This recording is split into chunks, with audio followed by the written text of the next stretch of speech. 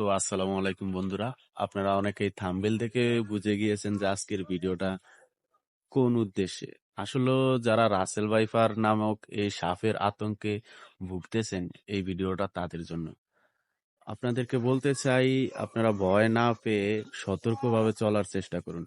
আর অনেকেই এই গুজব ছড়িয়েছেন যে এই সাপের নাকি কোনো অ্যান্টিবায়োটিক নেই। আসলে এটা পুরোটাই সম্পূর্ণ ভুল। এই সাপের যেই কামড়ের পরে যে অ্যান্টিবায়োটিক ডোজটা দেওয়া লাগে, যে সুইটা করা লাগে, ওটা কিন্তু বাংলাদেশে আছে এভেলেবেলি। আপনারা ভয় না পেয়ে যাদের সাথে এই সমস্ত দুর্ঘটনা ঘটে যাবে তাদেরকে সাথে সাথে আপনাদের পার্শ্ববর্তী যেই হসপিটাল আছে ওই হসপিটালে নিয়ে যাওয়ার চেষ্টা করবেন। আর ভয় না পেয়ে সাহসীর সাথে কাজ করবেন। তো অনেকেরই আঙিনায় ময়লা আবর্জনা থাকতে পারে, পাতার বস্তা, বালির বস্তা। তো এগুলা আপনারা সব পরিষ্কার করে রাখবেন, বাসার আঙিনা, বাসার সাইড। তো আবার অনেকে বলে নাকি এই সাপটা আগে বাংলাদেশে ছিল না, নতুন করে হঠাৎ বাংলাদেশে প্রবেশ করেছে। আর এটাও কিন্তু একটি ভুল ধারণা আপনাদের। আবার অনেকে বলে থাকে যে এই সাপ নাকি মানুষকে লাফিয়ে লাফিয়ে যায়। যারা বিলে ঘাস কাটতে যান তাদেরকে বলবো আপনারা একটু সাবধানে থাকবেন। যারা আবার নদীতে, ঘাটে, পুষ্কুনিতে মাছ ধরেন, সতর্কতার সাথে মাছ ধরার চেষ্টা করবেন। আর রাস্তাঘাটে যখন আপনারা বের হবেন, সতর্কতার সাথেই বের হওয়ার চেষ্টা করেন। রাত্রে কেউই লাইট কিংবা টর্চ লাইট ছাড়া বের হবেন না। আর এই সাপ দেখলে কেউই হুড়োহুড়ি করে মারতে যাবেন না ওদের দিকে এগিয়ে।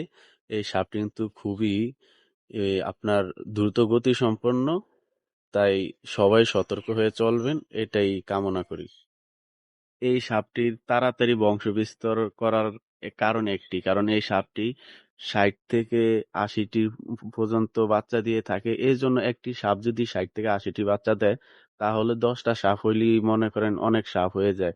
এই কারণে এই সাপটি অনেক তাড়াতাড়ি বাংলাদেশে বংশবিস্তার করতে শুরু করেছেন। তো যারা ভাবেন এটা লাফিয়ে যে কামড়ায়, আসলে না, এই সাপটি অনেকটাই হিংস্র প্রকৃতির একটি সাপ। তো অনেকটা আত্মরক্ষার জন্য এই সাপটি আপনাকে যখন দেখে সে মনে করে আপনি তাকে মারতে আসছেন কিংবা তাকে আঘাত করতে আসছেন। এই কারণে সে আপনার দিকে আক্রমণাত্মক ভাবে যে আক্রমণ করে বসে। আর মূলত সাপটির বাংলাদেশে ছিল না বললে এটাও ভুল হবে, সাপটি অনেক আগে থেকে বাংলাদেশে ছিল। তো বাংলাদেশে দিন দিন চিলের সংখ্যা আর গুইলের সংখ্যা কমে যাচ্ছে। যেমন হর্নগুইল নামক যে গুলটি আছে ওই গুলটা কিন্তু আপনার মনে করেন যে মূলত সাপ খেয়ে থাকে। আবার চিলগুলো সাপ খেয়ে থাকতো। আসলে ওই চিল আর হর্নগুল বাংলাদেশ থেকে প্রায় বিলুপ্তর পথে। এটা আমাদের কারণেই হয়েছে। আমরাই এই সাপগুলোকে এই আহ, থাকার এবং বংশ বিস্তারের সুযোগ করে দিছে। আমরা এই চিল, হর্নগুল এগুলা দেখলে যে কোনো সময় যে কোনো কেউই আঘাত করি কিংবা মেরে ফেলি। যদি ওই সমস্ত প্রাণীগুলি থাকতো তাহলে তাদের খাবার হিসেবে গ্রহণ হতো এই রাসেল ভাইপার কিংবা অন্য প্রজাতির বিভিন্ন সাপ। তখন আর এই সাপগুলো বংশ বিস্তার করতে পারতো না। আর আপনারা যারা বাসা বাড়িতে এখনো ভয়ের নিয়ে আছেন তাদেরকে বলবো সাহসী হয়ে চলার চেষ্টা করুন। আর রাতে যখন বাসা থেকে বের হবেন অবশ্যই টর্চ লাইট নিয়ে বের হবেন। মশারি টাঙ্গাতে ভুলবেন না। রাত্রে একটু ঘুমানোর সময় অন্তত আপনার সময় থেকে 5 মিনিট 10 মিনিট বের করে আপনার খাটের নিচে, আপনার আশেপাশে ঘরের আলমারি, চুকি এগুলোর নিচে দেখে একটু ঘুমানোর চেষ্টা করবেন, যাতে সাপ কিংবা অন্য পোকামাকড় বাসায় যদি থাকে আপনি দেখে নিশ্চিত হয়ে ঘুমাতে পারবেন। রাসেল ভাইপার কিন্তু আমাদের বাংলাদেশে আগেও ছিল।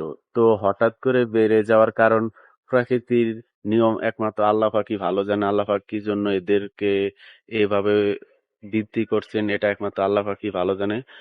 তো আমাদের তো আপনার আশেপাশে কিংবা কোনো বন্ধু বান্ধব আত্মীয় স্বজনকে যদি এই সাপে কামড় দিয়ে থাকে, চিন্তা না করে তাকে তাড়াতাড়ি যত সময় পারেন, কারণ এই সমস্ত বিষাক্ত সাপ কামড় দিলে মানুষ আধা ঘন্টার বেশি সময় পায় না। তো আপনারা চেষ্টা করবেন আধা ঘন্টার ভিতরে হসপিটালে তাদেরকে নিয়ে যেতে। নিয়ে সাথে সাথে যেই অ্যান্টিবায়োটিক ডোজ, যে সুইর যে ডোজটা আছে ওই ডোজটা দেওয়ার চিন্তা করবেন। আর আপনাদেরকে বলবো চিন্তা না করে সাহসী হয়ে সচেতন হয়ে চলাফেরা করবেন। ধন্যবাদ। অন্য একটা ভিডিওতে আবার দেখা হবে। আসসালামু আলাইকুম।